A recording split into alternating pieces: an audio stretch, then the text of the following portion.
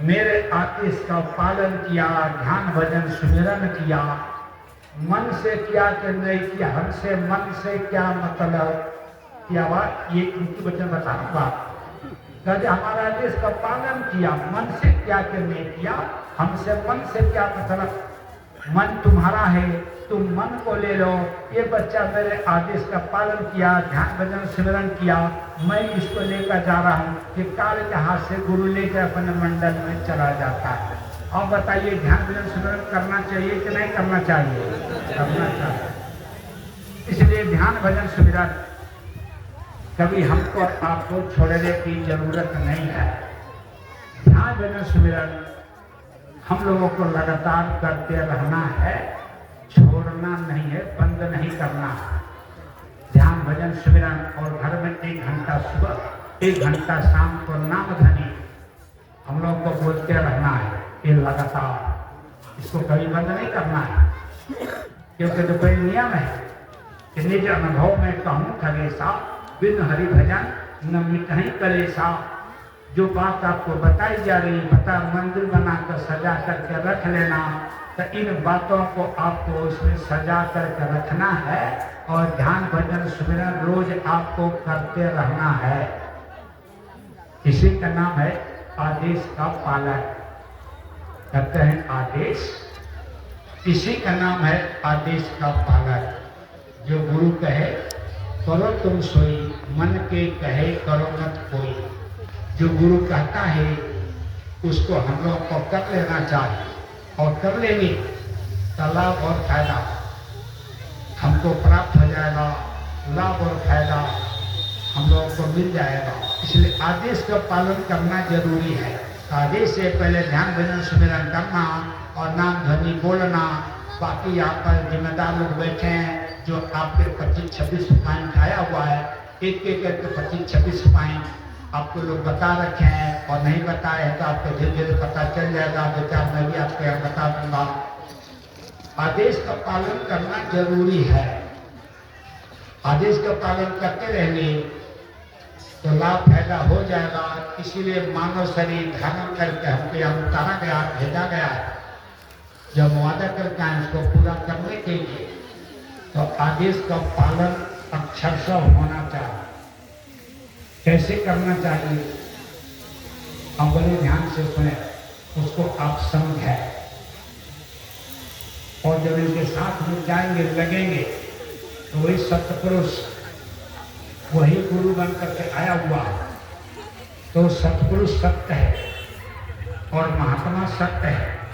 जब आप सत्य का संग करोगे उसी का नाम है सत्य का संग, सत्य संग। ये मैं आपको सत्संग नहीं सुना रहा, सत्य का संग। इनके पास में जाओगे और जाते ही उसी का नाम है सत्य का संग। सत्य का संग करेंगे उसी का नाम है सत्य संग। इसी सत्संग को करने के लिए बार-बार महापुरुष प्रेरित करते, करिए नित सत्संग को व्याधा सकल मिटाए, ऐसा अवसर ना मिले सुर दुर्लभ तन जाए। ऐसा दोबारा मौका मिलने वाला नहीं है। देवताओं का शरीर दुर्लभ है, शरीर छूट जाएगा। इसलिए जीवन जाओ मन रहा जमत, जवानी जिंदगानी और धन दौलत। जवानी भी जाएगी, जिंदगानी भी जाएगी और धन दौलत भी जाएगा। जीवन जाओ मन रहा जमत, और विचल रहे न कोई, और जा दिन जाए सत्संग में जीवन का फल सोए। जिस दिन आपका समय सत्संग में बीत गया वही आपके जीवन का असली फल है कि आप जो अपने समय सत्संग में दिया। इसलिए बार बार आपको महापुरुष जब हमेशा बताते हैं 3 तरह का सत्संग होना चाहिए। देखिए 2 तरह का बहुत जरूरी है। जरूरी तो तीनों भी है, लेकिन 2 तरह का बहुत जरूरी है। 2 तरह का कौन सा? नित्य सत्संगति करो बनाई, अंतर बाहर द्वय विधि भाई। 2 तरह का सत्संग आपको रोज करना है, एक अंदर का, एक बाहर का। एक बाहर का सत्संग, एक अंदर का सत्संग। अंदर बाहर का क्या है, बाहर का क्या है कि संत के पास में गए, इनके मुखर बिंदु से कोई दवाई बता दिया, परहेज बता दिया, आदेश दे दिया, भजन दे दिया, कुछ भी बोला, संत के मुंह से जो शब्द निकलता उसका नाम है बाहर का सत्संग। संत के मुंह से जो शब्द निकलता वो सत्संग कहते हैं। जो शब्द निकले उसका नाम है बाहर का सत्संग। और अंदर का सत्संग कि धर्म तथा बाहर सत्संग, अंतर सत्संग ध्यान भंगा। अंदर का सत्संग वो है कि जो भेद गुरु ने बताया, घर में बैठ करके और जो अंदर से आवाज आ रही, ऊपर से आवाज अपने अंदर में सुनना है, उसका नाम है अंदर का सत्संग। ये जो सुनोगे आप, इसका नाम है अंदर का सत्संग। इनके मुंह से सुनोगे बाहर का सत्संग। हाँ, ऐसे जो भेद बताया इसको सुनेंगे अंदर का सत्संग। ये दो तरह का सत्संग आपको रोज करना है। तो बाहर का तो रोज नहीं मिल सकता, लेकिन अंदर का सत्संग जब मौका मिल गया 10 मिनट का, 15 मिनट का, आधा घंटा, 1 घंटा और बैठ कर आप सत्संग सुन लिया, उसी सत्संग को सुनने के लिए ही तो आपको बताया जाता है। अगर हमने सत्संग नहीं सुना, वंचित रह गए तो पड़ा रहेगा माल खजाना, छोड़ क्रिया सुत जाना है। कर सत्संग अभी से प्यारे, नहीं तो फिर पछताना है। सारा सामान पड़ा रहेगा, बेटा बेटी धन दौलत पति पत्नी छोड़ करके जाना होगा, माल खजाना पड़ा रहेगा, सबको छोड़ करके चला जाएगा, पछतावा हाथ मिलेगा। खिला पिला कर दे बढ़ाई, दूध गेमेवा मिष्ठान खिला पिला कर हमने बढ़ाया, सब इसको जो स्वस्थ रखा। ये भी अग्नि में जलाना है, लोग इसको उठाएंगे और ले जाकर आग के हवाले कर देंगे। खिला पिला कर दे बढ़ाई, ये भी अग्नि में जलाना है। कर सत्संग अभी से प्यारे, और नहीं तो फिर पछताना। अब तो चेत करो तुम प्यारे, गुरु शरण में जाना है। कर सत्संग अभी से प्यारे, और नहीं तो फिर पछताना है। केवल आपको पछतावा हाथ लगेगा और कुछ मिलने वाला नहीं है। इसलिए सत्संग किसको कहते हैं, ये भी तुम सुन ले। किसको कहते हैं? सत्पुरुष, उस मालिक का जहाँ पर कीर्तन हो, जहाँ पर चर्चा होती है गुरु, उस सत्पुरुष का अपना भेद जब गुरु बताता है, उसी का नाम है सत्संग। अरे हम सबको मालूम है कि गुरु महाराज शरीर छोड़कर जाने से पहले अपनी भविष्यवाणियां, अपना आदेश, अपना मिशन, अपने दौलत सब इनको दे करके चले गए। हर समय में ऐसे ही होता है। ये गुरु हटाए थे, वो जब जाने लगे तो संगत ने कहा, गुरु महाराज आप तो जाओ, संगत की संभाल कौन करेगा? तो उनके पास में एक लड़का था, 5 साल 3 महीने का, नाम था हरि किसान। तो गुरु जी ने कहा, वो हरि किसान 5 साल 3 महीने का जो लड़का है, वही गुरु गद्दी संभालेगा। बड़ा लड़का था राम राय, 20 साल का, और दिल्ली में मुकदमा केस कर दिया। देखो वहां का राजा ने फाइनल किया कि जिसको गुरु आदेश देता है वही गुरु गद्दी संभालता है। गुरु का हकदार वही होता है कि गुरु गद्दी किसी बात की बकौती नहीं होती है कि बड़ा लड़का तो बड़े लड़कों को मिलेगा। जिसको गुरु का आदेश होता है वही इस गद्दी को संभालता है। मुकदमा खर्च कर दिया। और वो जो था जय सिंह दिल्ली का राजा, इनका हरिकिशन का, अनुराग राय का वो शिष्य था। तो गुरु ने कहा ये 5 साल का लड़का सत्संग सुनाएगा, मैं लोगों का नामदान पुरानी की संभाल करेगा। वो राजा रानी दोनों मान गए, आदोल से बात को पकड़ कर रहने लगे।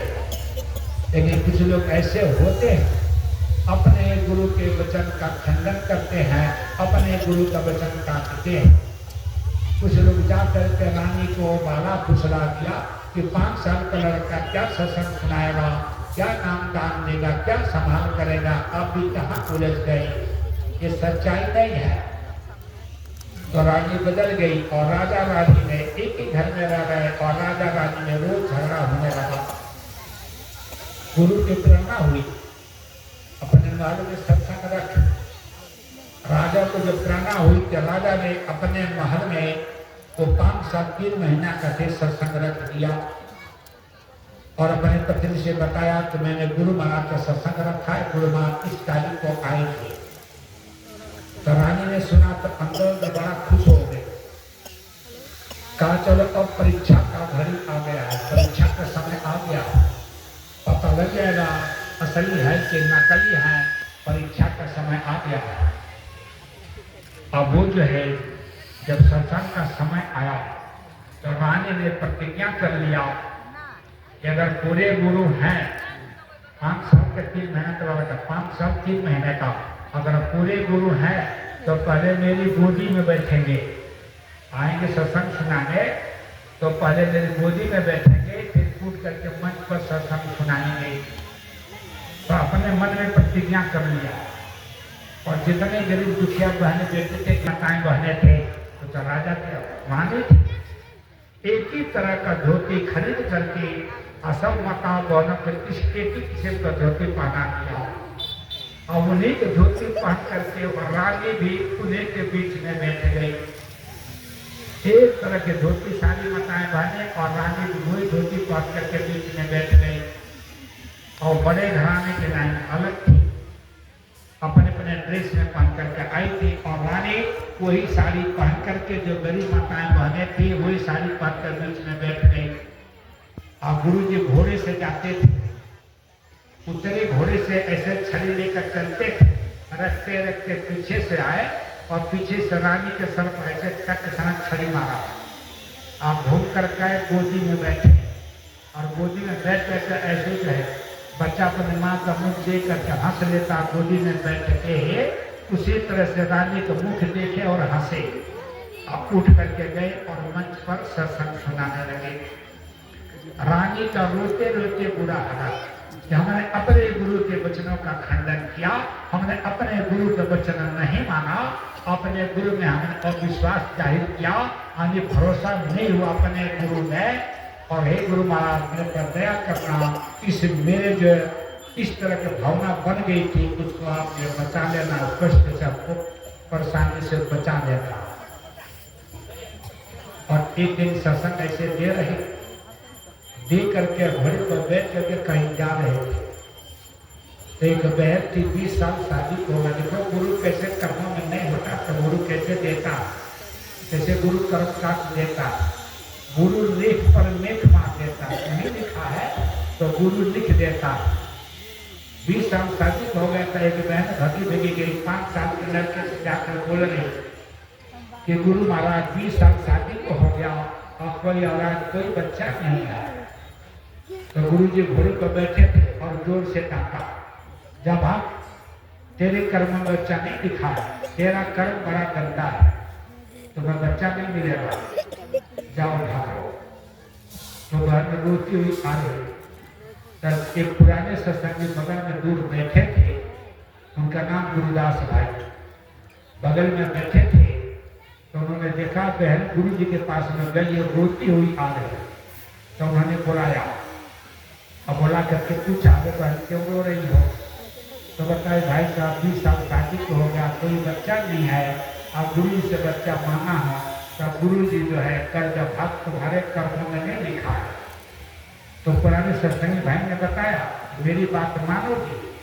क्या कहा कि पेन ले ले और कागज ले ले और अभी जल्दी जाने, कहीं जाने, कहीं चले जाने, कितने लोग रोके तो रुकना नहीं, चले जाओ पास में खड़े हो जाना, कागज ले लो और पेन ले लो और लेकर चले जाओ और जाकर ये बोलना गुरु महाराज वहाँ लिखने वाले आप ही, यहाँ लिखने वाले आप ही, आपने वहाँ नहीं लिखा तो ये लोग कागज पेन यहाँ लिखे तो बच्चा हो जाए।